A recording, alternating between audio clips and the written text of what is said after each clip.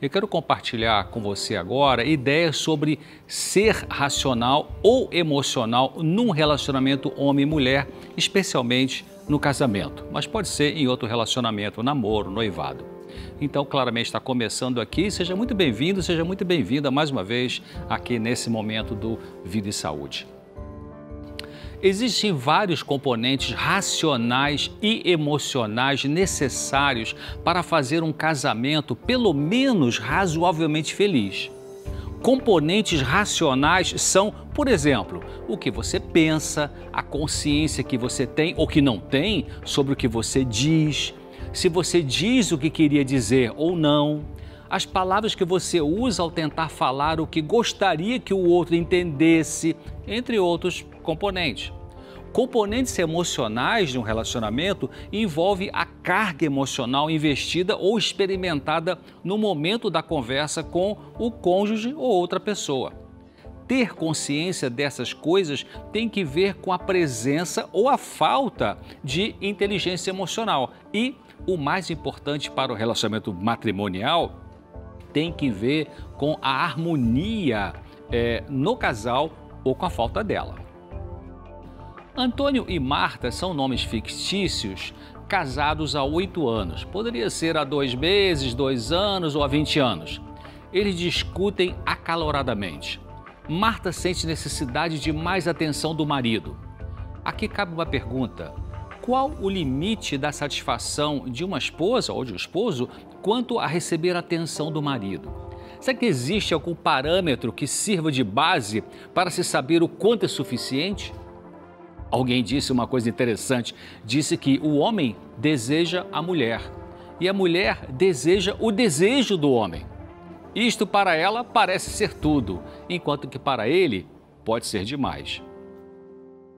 É comum a mulher casada ficar checando se o desejo do seu marido, seu esposo, está nela. Por exemplo, ele diz para ela assim: querida, aqui está o presente do seu aniversário, eu espero que você goste. E fala isso com carinho.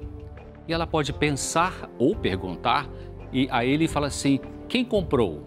Foi você? Foi nosso filho? Foi nossa filha ou a secretária? O motivo dessa pergunta parece ser: você pensou em mim, no meu desejo, nas minhas preferências e foi na loja e comprou você mesmo? Em outras palavras, você estava me desejando ao comprar esse presente? Outro exemplo, o marido diz para a esposa assim: querida, olha, eu vou dar um pulinho ali no supermercado, você quer ir? E ela responde: você quer que eu vá? O motivo da pergunta dela parece ser: você deseja minha companhia? Será possível se sentir amada e ficar satisfeita no casamento sem ter que estar checando com frequência se o desejo do marido está em você? Ficar checando isso será falta de autoconfiança? Será a carência afetiva? Ou será falta de confiança no amor dele por você? Será que é centrar demasiadamente a sua felicidade nele?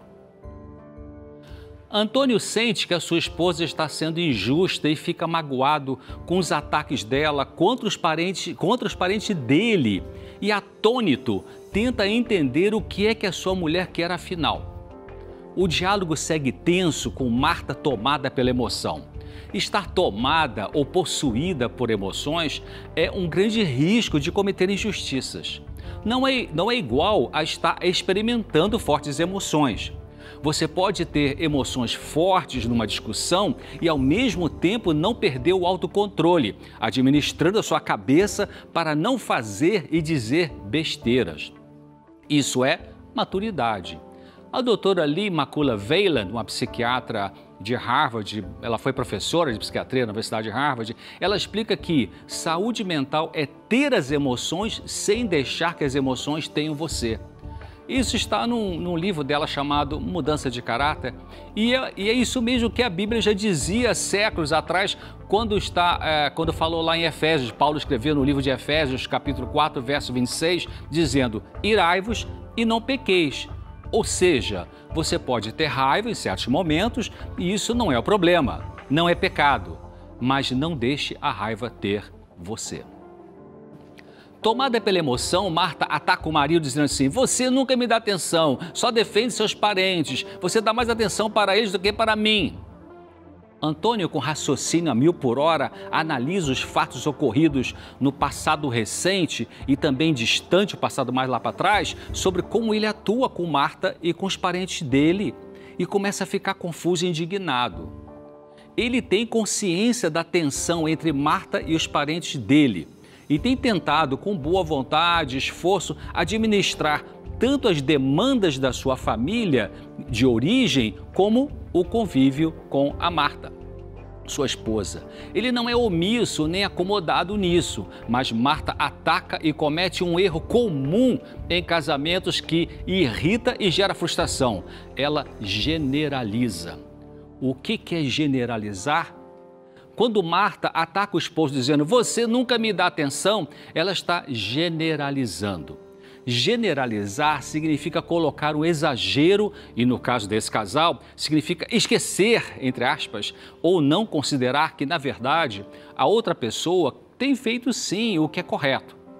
Mas não bastando o que o marido faz, ela, não se sentindo saciada, o ataca, dando a impressão para quem escuta a discussão que Antônio é mesmo isolado dela, indiferente e só dá atenção para os parentes dele. Mas nesse caso, isso não é a verdade. Estando Marta possuída pela emoção, ela não raciocina. Se raciocinasse, ela consideraria que Antônio dá atenção para ela e para os filhos.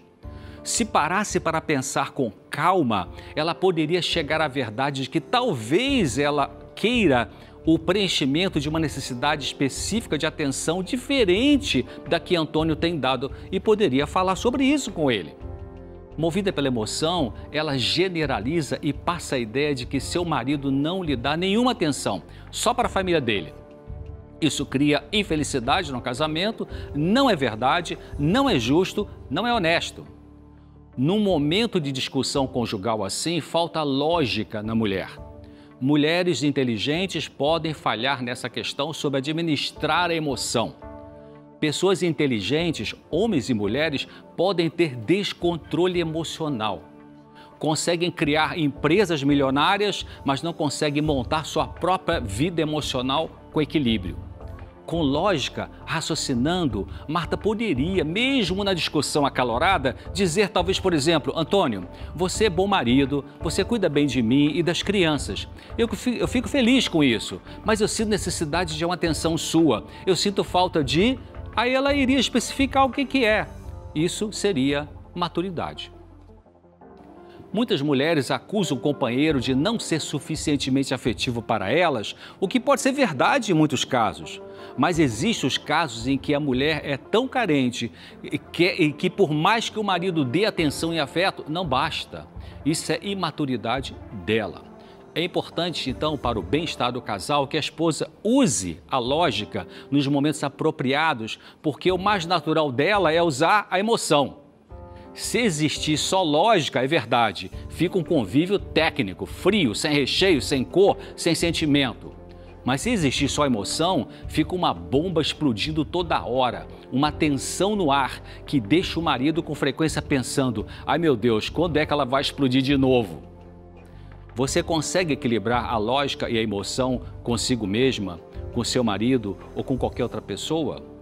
Pense nisso, treine isso. Paz e luz para você.